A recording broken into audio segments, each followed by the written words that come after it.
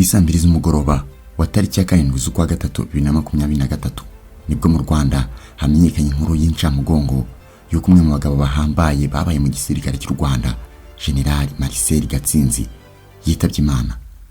Uyu mugabo yaguye mu bitaro byo mu Bubiligi nk'uko byatangajwe n'ikinyamakuru cya igihe.com. General Marcel Gatsinzi yitabye Imana afite imyaka 75 y'amavuko. Uyu mugabo yari umwe mu bamateka akomeye cyane kuko yari umwe mu bagenerali batanu u Rwanda rwari rufite, ndetse yari n'umwe mu basirikare bakuru bake cyane babaye mu gisirikare cya FAR cyo kwa Habyarimana, ndetse akaza no kuba mu gisirikare cya RPA. Ni igitangaza gikomeye kuri we kubera ko benshi bari ku ipeti nk'irye ndetse banakoranye nawe bijanditse muri jenoside yakorewe abatutsi. Uyu mugabo wamenyekanye cyane mu gisirikare niwe tugiye kugarukaho mubwire kuri bimwe mu byaranze ubuzima bwe bw'imyaka 75 kugeza yitabye Imana. Iyi ni Rwanda Today, njye nitwa Oscar Dushime, nguhaye ikaze.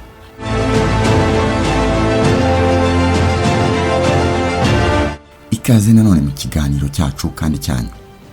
Ubundi General Marcel Gatsinzi yavutse tariki ya 9 z'ukwa mbere mu 1948, avukira mu cyari teritwari ya Kigali hari muri Rwanda Burundi. Uyu munsi ni ku Muhima mu karere ka Nyarugenge.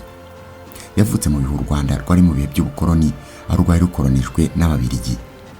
Bitandukanye na benshi bo mu gihe cye, General Marcel Gatsinzi we yabashije kugana ishuri aho yize mu mashuri atandukanye kuko yatangiriye mu ishuri ribanza rya Sainte Famille, akomereza mu ishuri ryisumbuye ryitiriwe Mutagatifu Andrea ry'i Kigali, ngo ndavuga Collège Saint André riherereye Nyamirambo mu mujyi wa Kigali, aho yize Kilatini na siyansi. Yarangirije muri iri shuri mu mwaka w'1968, aha yari afite imyaka 20 y'amavuko. Kimwe n'abasore bo mu gihe cye, umwuga wa gisirikare niwo wari inzozi za benshi. Icyo gihe nawe yese yerekeza mu gisirikare, yiga mu ishuri rya gisirikare ry'i Kigali, École Supérieure d'Officiers Militaires bitaga SM, aho yarangirije tariki ya 31 z'ukwezi kwa gatatu mu 1970, ahabwa ipeti rya Sulietona. Amaze kurangiza mu ishuri rya gisirikare, ubwo yari amaze kuba umusirikare nyine, General Gatsinzi yerekeje mu mahugurwa atandukanye ku mugabane w'Uburayi, by'umwihariko mu gihugu cy'Ububiligi, aho mu myaka 5 kuva mu 1971 kugeza mu 1976 yaciye mu mashuri menshi yaha mu Bubiligi, harimo Institut Royal Supérieur de Défense, aho yavanye ubumenyi bwo kuyobora ingabo. Nyuma yaha, General Gatsinzi Marcel yagarutse mu Rwanda, aho yakoze imirimo itandukanye mu gisirikare irimo kuyobora ingabo nk'uko yarabifitemo ubuhanga. Mu mwaka w'1990, ingabo z'umuryango wa RPF Inkotanyi zari ziyobowe na Major General Fred Gisa Rwigema zatangije urugamba rwo kubohora igihugu. Icyo gihe General Marcel Gatsinzi wari umaze kugera ku ipeti rya Colonel, yahise umwe mu basirikare bahawe inshingano zo kuyobora igisirikare cya FAR mu bice by'Umutara, aho yahuye n'akazi gakomeye ko guhangana n'inkotanyi. Uyu yamenyekanye cyane mu bitero byo mu Mutara byamenyekanye ku izina ry'agasantimetero, aho ingabo za FAR yarayoboye zakubitwaga inshuro n'izi nkotanyi. Icyo gihe General Marcel Gatsinzi yari yungirije Colonel Nsabimana Deo Gracias alias Castar. Ni mu rugamba rwabereye mu Mutara mu bice bya segiteri za Karama na Tabagwe, aho inkotanyi zaziyobowe na nyakubahwa Perezida Paul Kagame wari ahitwa Gikoba, zarimo zirwanira gufata aka gace ku butaka bw'u Rwanda. Mu buryo bweruye rero, icyo gihe nyakwigendera General Marcel Gatsinzi yahanganye na nyakubahwa Perezida wa Repubulika y'u Rwanda Paul Kagame, umuyobozi w'inkotanyi za RPF, undi yungirije umuyobozi w'ingabo z'u Rwanda z'icyo gihe FAL. Ni urugamba rwarwanywe hagati y'ukwezi kwa gatandatu mu 1991 kugeza mu kwa gatanu ku 1992, birangira intsinzi itashye ku ruhande rw'inkotanyi.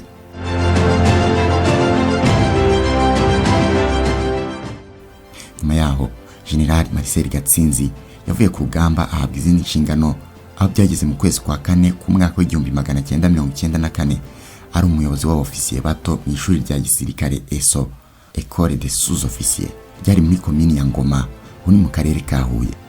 Indege ya Perezida Habyarimana Juvenal yagabwe igitero cyamuhitanye tariki ya 6 z'ukwa kane mu 1994. Uyu mugabo General Gatsinzi icyo gihe yari Butare. Habyarimana kimara kwicwa, Abahutu b'abahezanguni bahise batangira gushyira mu bikorwa umugambi wa jenoside. Ku kugira ngo babashe kugera ku mugambi wabo rero bategereje gushyiraho guverinoma yari kuyobora icyo gikorwa, kuko uretse perezida Habyarimana wari umaze gupfa ku itariki ya 7 z'ukwa kane mu 1994, ngo ni bukeye bwaho abandi baminisitiri muri guverinoma batari bashyigikiye umugambi wa jenoside nabo barishwe, haherewe kuri minisitiri w'intebe Uwiringiyimana Agatha ndetse n'abandi baminisitiri muri guverinoma barimo Frederico Nzamurambaho, Faustin Rucogoza na Randwari Ndasingwa bitaga Rando. Icyo gihe rero abajenosideri batekereza gushyiraho leta bisi y'abatabazi bagize igitekerezo cyo kwishyiramo abantu benshi bo mu bice by'amajyepfo bitaga abanyenduga. Ibi babikoze kugira ngo jenoside ishoboke no muri perefegitura zo mu majyepfo y'igihugu. Nuko hatekerejwe perezida Theodore Sindikubwabo wari umunyabutare ndetse na minisitiri w'intebe Jean Kambanda nawe wari umunyabutare. Bageze ku bagomba kuba umugaba mukuru w'ingabo wa FAR nibwo hatekerejwe gushyiraho General Marcel Gatsinzi gasimbure General Major Deo Gracias Nsabimana alias Castar wari umaze gupfana na perezida Habyarimana mu ndege. Niko byagenze rero, General Marcel Gatsinzi yahawe izo nshingano asimbura Castar ndetse anahita anazamurirwa ipeti agirwa General Major nk'ipeti umugaba mukuru yagombaga kuba afite. Umwe mu banditsi bakurikiranye ubuzima bwa perezida Dr Theodore Sindikubwabo witwa Charles Habonimana yanditse ko aba bombi yaba Gatsinzi na Sindikubwabo bavanywe Butare mu modoka y'abajepe bazanwe Kigali guhabwa amabwiriza yuko bari bagiye kuba abategetsi muri guverinoma nshyashya. General Gatsinzi akiri umugaba mukuru w'ingabo z'u Rwanda yahise abona neza ko yarashyizweho nk'agakingirizo k'abajenosideri, kuko mu by'ukuri nta buyobozi bw'ingabo yari afite mu biganza bye. Mu gitabo cyanditswe n'umunyakanada wari uyoboye ingabo z'umuryango w'abibumbye mu Rwanda, Lieutenant General Romeo Dallaire, akacyita Shake Hands with the Devil, the Failure of Humanity, aho yagarutse ku buzima bwe bwihariye yabayemo mu Rwanda. Yavuze ko mu gihe General Marcel Gatsinzi yagirwaga umugaba mukuru w'ingabo, bombi bagiranye ikiganiro aho Gatsinzi atari wari ufite ubuyobozi bw'ingabo, ndetse ibi nibyo kuko muri ibyo bihe Colonel Theoneste Bagosora wari umuyobozi w'ibiro bya minisitiri w'ingabo ndetse na Bizimana Auguste wari minisitiri w'ingabo nibo bari bayoboye ingabo bagafata ibyemezo byose bireba ingabo, by'umwihariko byo gushora ingabo mu gutsemba abatutsi. Ku rundi ruhande, General Marcel Gatsinzi, abahutu b'abahezanguni bahise babona ko imyitwarire ye yo kudashaka gutsemba abatutsi nk'uko babishakaga itazatuma bakora ibyo bashaka ngo bagere ku ntego yo kumaraho abatutsi. Icyo gihe bahisemo kumusimbuza uwemeranyaga n'abandi gushyira mu bikorwa umugambi wo kumaraho abatutsi. Uwo ni Colonel Bizimungu Auguste wayoboraga ingabo mu cyahoze ari perefegitura ya Ruhengeri. Uyu Bizimungu Auguste niwe wahise uhabwa inshingano zo kuyobora igisirikare cy'u Rwanda asimbura Gatsinzi nyuma y'iminsi 10 gusa ageze kuri uyu mwanya, hari tariki ya 16 z'ukwezi kwa kane mu 1994. General Gatsinzi yirinze kwijandika muri jenoside yakorewe abatutsi, mu gihe uwamusimbuye we yakoze byose ashoboye ngamareho abatutsi, ariko ntiyabibashije. Uwo bamusimbuje nawe yakoze amaraso, ariko akoze ku nkotanyi za RPF zari ziyobowe na nyakubahwa perezida wa Repubulika y'u Rwanda Paul Kagame ngo bahangane, zimukubita inshuro yiruka kibuno muhamaguru, maze mu mezi 3 gusa ingabo za FAR yarayoboye ziratsindwa zirahunga. Inkotanyi zigaruriye umujyi wa Kigali zitsinda FAR maze zihagarika jenoside yari irimo ikorerwa abatutsi, zinabohora u Rwanda mu buryo bwuzuye.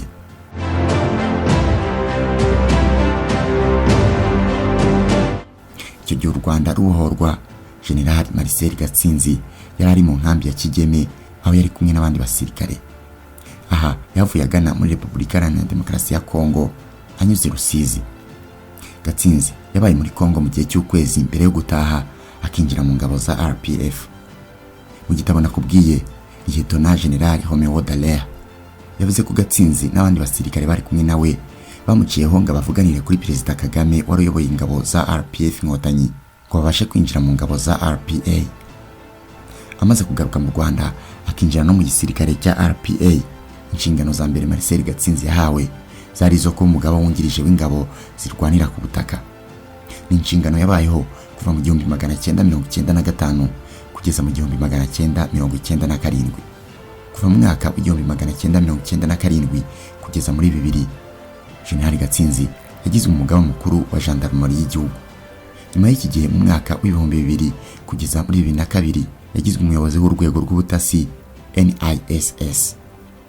Mu mwaka wa 2002 mu gihe igisirikare cy'u Rwanda cyahindurirwaga izina kikareka kuba RPA kikitwa RDF. General Marcel Gatsinzi yagizwe minisitiri w'ingabo.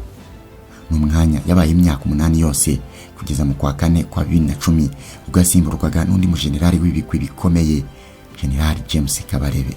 Ndetse Marcel Gatsinzi ari muri izi nshingano nibwo yahawe ipeti rya generali yahawe mu mwaka wa 2004.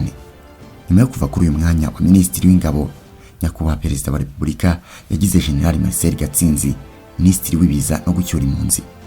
Ni inshingano yamaze imyaka 3 hagati ya 2010 na 2013. Mu kwezi k'Ukwakira 2013 nibwo General Gatsinzi Marcel yagiye mu kiruhuko cy'izabukuru. Icyo gihe yari kumwe n'abajenerali 5. General Gatsinzi wari uhagarariye abagiye mu zabukuru icyo gihe yavuze ko nubwo basezerewe mu gisirikare bazakomeza gutanga imbaraga zabo mu kubaka umuryango nyarwanda. Yashimye Imana yabarinze mu bibazo bagiye bahura nabyo kugera ubwo u Rwanda rwongeraga kurangwa n'amahoro. Mu magambo ye icyo gihe yagize ati, tuzatanga umusanzu wacu mu rwego rwo gukomeza kugira igihugu kirangwa n'amahoro. General Gatsinzi yagiye mu zabukuru amaze imyaka 45 yose mu gisirikare. Kuva icyo gihe mu kwa 10 kwa 2013 General Marcel Gatsinzi ari mu kiruhuko cy'izabukuru yagiye agaragara kenshi mu mpuzangano za gisirikare mu birori bitandukanye, ndetse yanafashe umwanya we araruhuka rwose. Hagarukwaho rero umwe mu basirikare ubu nararibonye buhambaye. Uretse imyanya General Gatsinzi yabayemo mu buryo bwihariye, yanabaye umwe mu batangabuhamya mu rukiko mpanabyaha mpuzamahanga rwashyiriweho u Rwanda i Arusha muri Tanzania, aho yagaragaye ahamya uruhare rwa Colonel Theoneste Bagosora muri jenoside yakorewe Abatutsi.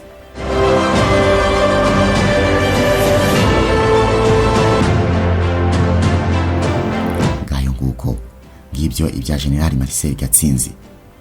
Uyu mugabo yaranzwe n'ibikorwa byinshi kugeza yitabye Imana kuri uyu wa kabiri. Ni byinshi byo kumuvugaho, ariko iby'ingenzi nabikubwiye muri iki kiganiro. Imana imwakire mu bayo. Wakoze gukurikira Rwanda Today. Nari Oscar. Dushime nawe utaha.